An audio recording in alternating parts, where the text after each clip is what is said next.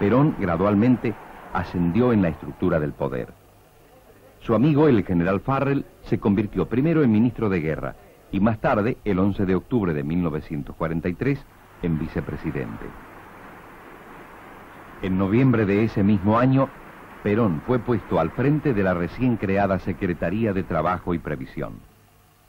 El encuentro de Perón con los dirigentes sindicales y los obreros que visitaban su despacho fue uno de los episodios claves de la reciente historia argentina. Los sindicalistas se sorprendieron de tener ante sí un interlocutor atento a sus problemas que incluso los solucionaba.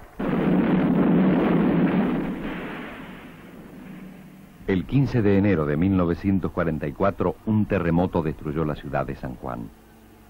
Pocos edificios quedaron en pie en la vieja capital cuyana. Perón dirigió la campaña de solidaridad con la población sanjuanina. Se organizaron reuniones artísticas y festivales deportivos a beneficio de los castigados por el terremoto. En uno de estos festivales tuvo lugar otro encuentro histórico. Una historia de amor adquiriría decisivo significado político. Eva Duarte había nacido en 1919 en Los Toldos, provincia de Buenos Aires. Cuando conoció a Perón, no había cumplido aún los 25 años. Ya tenía cierta fama como actriz radiofónica. La relación con Perón modificaría su vida.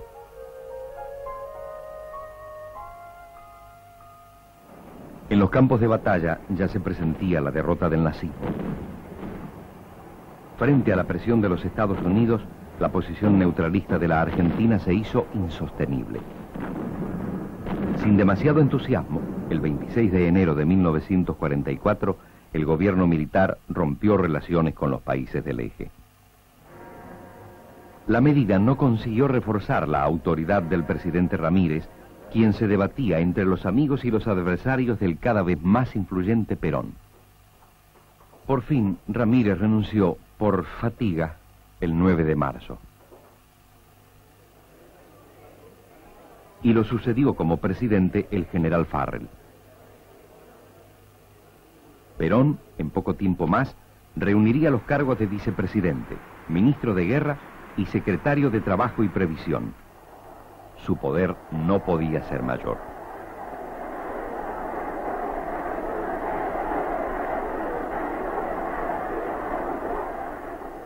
Perón hizo promulgar leyes que marcaron un auténtico avance en la situación de los trabajadores.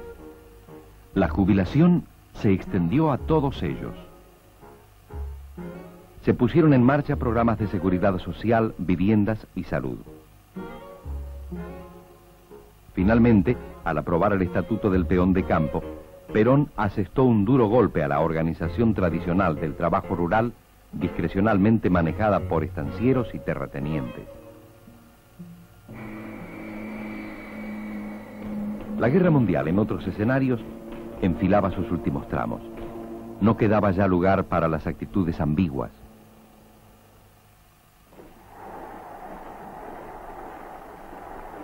Los Estados Unidos, para reforzar su presión, llegaron a retirar su embajador de Buenos Aires. Farrell cedió. Declaró algo tardíamente la guerra al eje y firmó el Acta de Chapultepec, por la que se establecía un nuevo sistema interamericano dominado por los hermanos del norte. Solo entonces los norteamericanos se avinieron a designar un nuevo embajador. El enviado se llamaba Sprill Braden y se especializaba en distinguir los demócratas de los nazifascistas. El 7 de mayo de 1945, Alemania se rindió incondicionalmente a las fuerzas aliadas.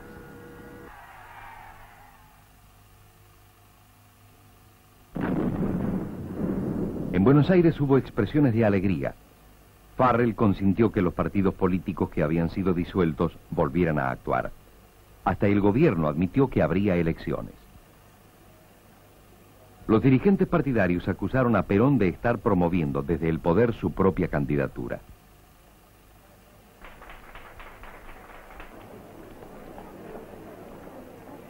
El 19 de septiembre, la oposición organizó una marcha de la Constitución y la libertad. Los manifestantes desfilaron encabezados por sus líderes políticos y, aunque parezca mentira, por el embajador norteamericano Braden. Poco después, la crisis se precipitó. Los militares que se oponían a Perón formularon un duro planteo. El 9 de octubre, Perón se vio obligado a renunciar a todos sus cargos. El 13 fue arrestado en su domicilio y llevado a la isla de Martín García, pero el presidente Farrell ordenó, 2 días después, traerlo de vuelta a Buenos Aires para que fuese internado en el hospital militar. A las 2 de la madrugada del 17 de octubre de 1945, Perón ingresó en el hospital. La jornada iba a dividir en dos la vida argentina, antes y después del 17 de octubre. Grupos cada vez más nutridos que provenían de los barrios obreros y del cinturón industrial comenzaron a fluir hacia la Plaza de Mayo. La plaza se fue llenando con esas masas oscuras y olvidadas.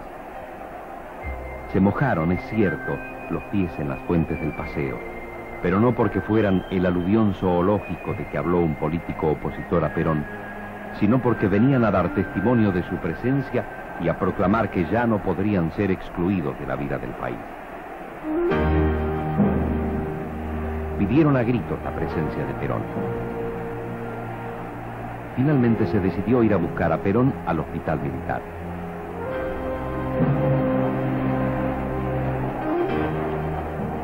Cuando poco antes de la medianoche, Perón apareció en los balcones de la Casa Rosada y fue aclamado por la muchedumbre, sus adversarios comprendieron que habían perdido la partida.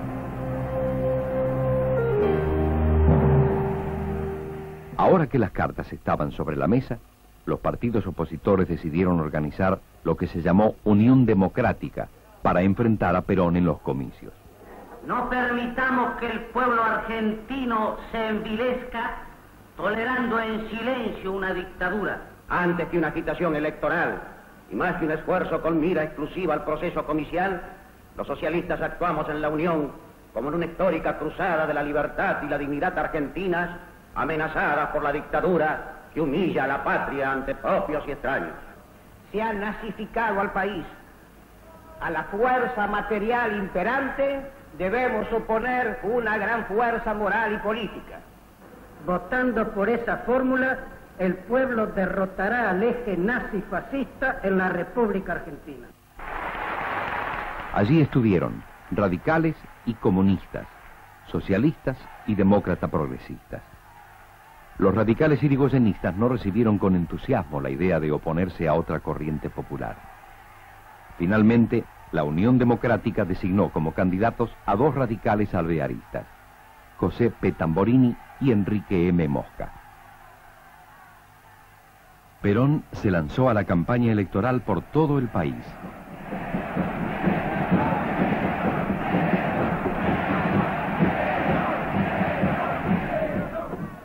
Su eslogan más eficaz fue «Braden o Perón».